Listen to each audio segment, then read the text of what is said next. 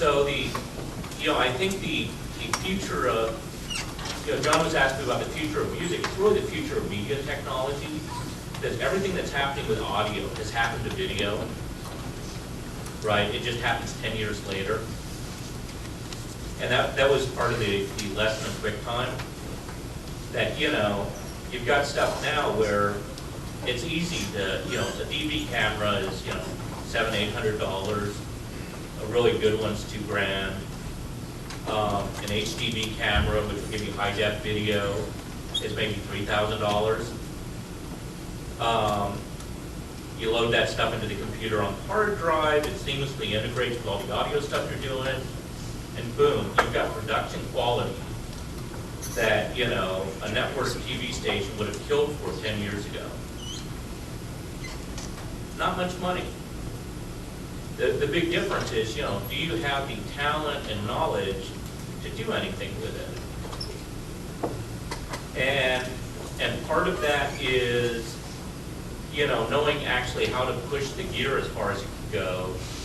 And part of it's really developing a personal style and a creative sense, right? Because people are going to come to you because you can do something special for them.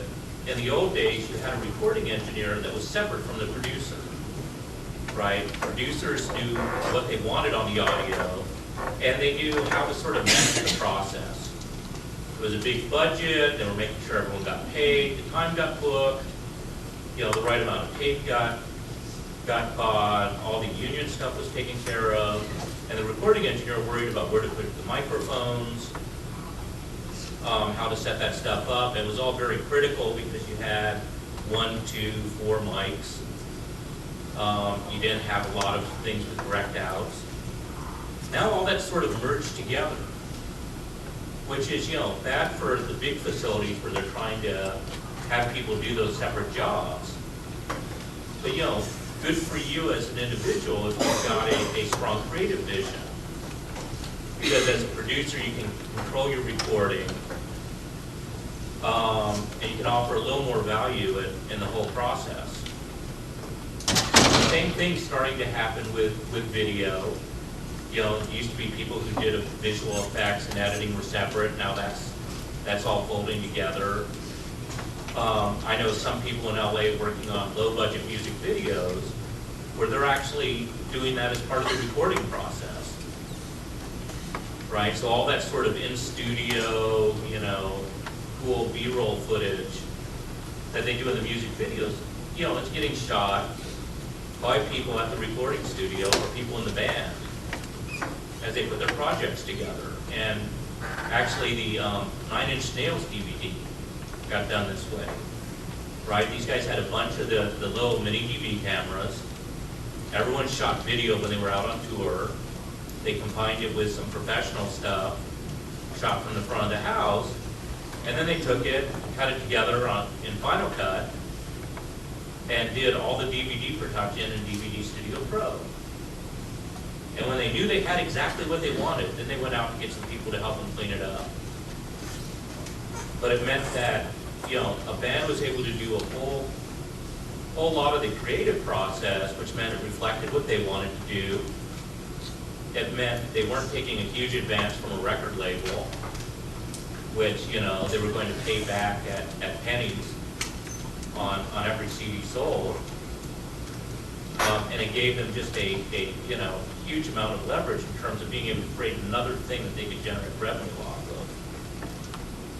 So to me, the future of music, the future of media is learning how to put all this stuff together well with the tools that are available on the desktop, learning what stuff you don't know and finding people who do it. Knowing those people that, when you need a great guitar track, you know a great guitar player, and, he owes you because you've done some editing work for him, or however the trades work out. And, that lets you get a lot of creative expression out with the sort of total cost of the thing being fairly low.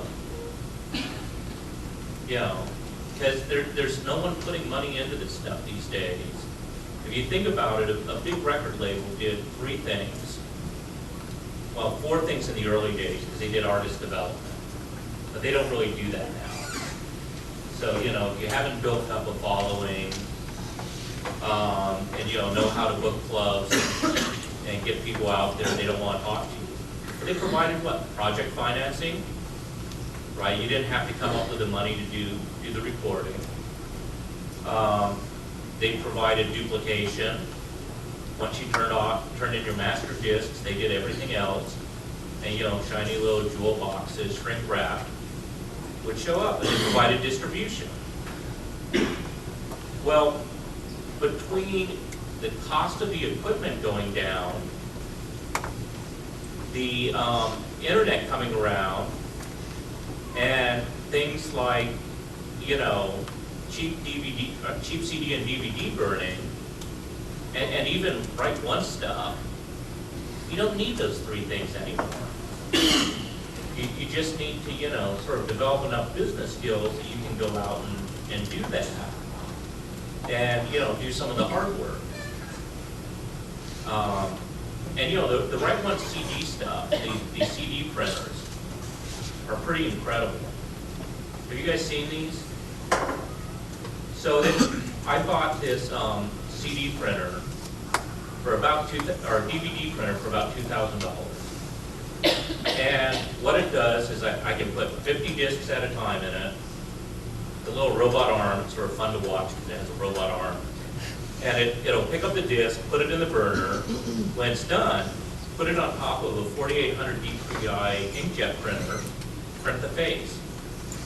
Full photo quality, drop it in the hopper.